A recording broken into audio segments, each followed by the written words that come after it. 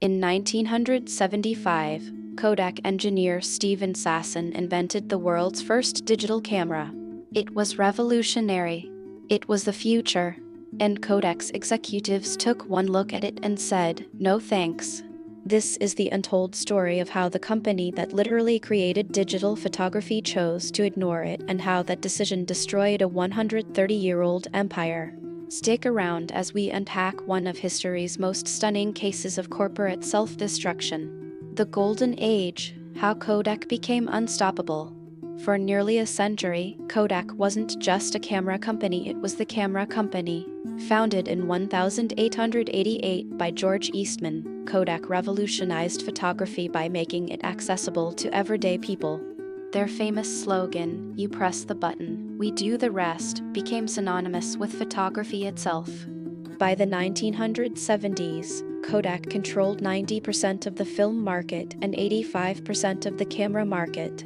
The company was so dominant that Kodak moment had entered the cultural lexicon. They were printing money literally. Film was a recurring revenue goldmine. Sell cameras cheap, profit enormously from film and chemicals for decades. Kodak wasn't just successful, they were untouchable. The invention nobody wanted, Steven Sasson's digital camera.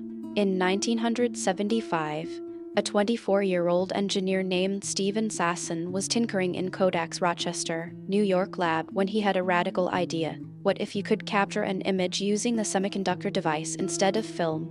Working mostly in secret, Sasson built the world's first digital camera, a clunky, 8-pound contraption cobbled together from parts including a Motorola microprocessor and a digital cassette tape recorder.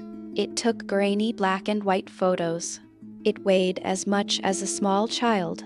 By today's standards, it was laughably primitive. But it worked. When Sasson showed his creation to Kodak's management, expecting accolades and investment, he received something entirely different: polite disinterest. The company's leaders literally did not see the potential. One executive famously said it was cute, as if he were talking about a child's school project, not a prototype that would eventually make film cameras obsolete. Why Kodak said no, the paradox of success. Here's the critical question: why would the company that invented digital photography refuse to pursue it? The answer reveals a fundamental business paradox. Kodak's entire profit model was built on the film business, not cameras film. They made maybe $50 per camera sold, but they made enormous margins on every roll of film, every chemical, every processing service. Their projections showed that if digital cameras became mainstream, the entire film industry would collapse. And they were right.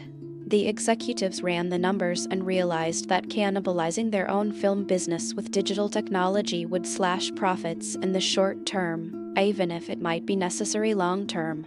This is called the innovator's dilemma, and Kodak fell directly into its trap. They chose the certainty of present profits over the uncertainty of future survival. It's a decision that haunts corporate strategy courses to this day.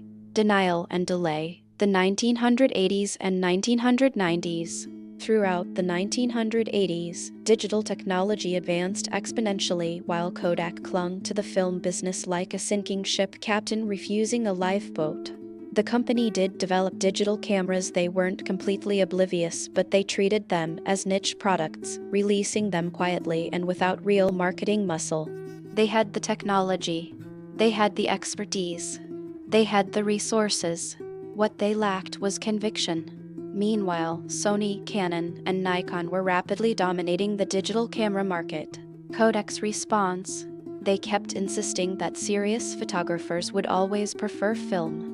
They doubled down on film, invested more in film manufacturing, and even acquired a film company in 1997. This wasn't stupidity, these were intelligent executives. But they were trapped by cognitive bias. They couldn't imagine a world where their core business didn't matter. By the 1990s, Kodak finally launched their own digital cameras, but it was too little, too late. Their market share in digital was a rounding error compared to their former dominance. The final collapse, when reality caught up.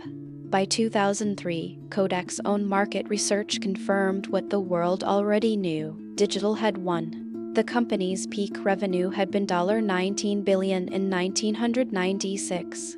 By 2009, it had collapsed to $9 billion. Digital camera sales had exploded while film sales cratered. Kodak's response was panic. They cut tens of thousands of jobs, closed factories, and desperately tried to pivot to digital. But they'd squandered a decade of potential innovation leadership. By 2012, they filed for bankruptcy. The company that had invented digital photography was destroyed by digital photography. The tragic irony? Steven Sasson, the man whose invention Kodak rejected, was still working at the company when it collapsed. He watched his 1975 invention systematically dismantled because corporate fear and institutional inertia won out over vision. Kodak owned 10,000 digital photography patents. They invented the technology. They had every advantage. And they lost it all because they couldn't let go of the past. The lessons: why companies die. The Kodak story has become the ultimate case study in innovation failure, taught in business schools worldwide. It teaches several critical lessons. First, success in the present can blind you to threats in the future. Kodak's dominance made them complacent. Second, sometimes the greatest threat to your business isn't a competitor, it's yourself. Kodak didn't lose to Sony or Canon. They lost to their own unwillingness to cannibalize their business model. Third, organizational culture matters more than individual innovation. Steven Sasson invented the future, but the company's culture of protecting film profits killed it. And finally, disruption isn't always faster than you think. Sometimes it takes 20 years. But when it arrives completely. Kodak had 2 decades to transform itself. They didn't. Today, the company still exists, but it's a shadow of its former self, primarily making film for specialty applications and providing printing services. The company that once defined the century of photography learned far too late that the future had already arrived. The Kodak story is a haunting reminder that inventing the future isn't enough. You have to have the courage to pursue it, even when it threatens everything you've built. It's a lesson that still resonates today as companies across every industry face their own digital disruptions. What do you think?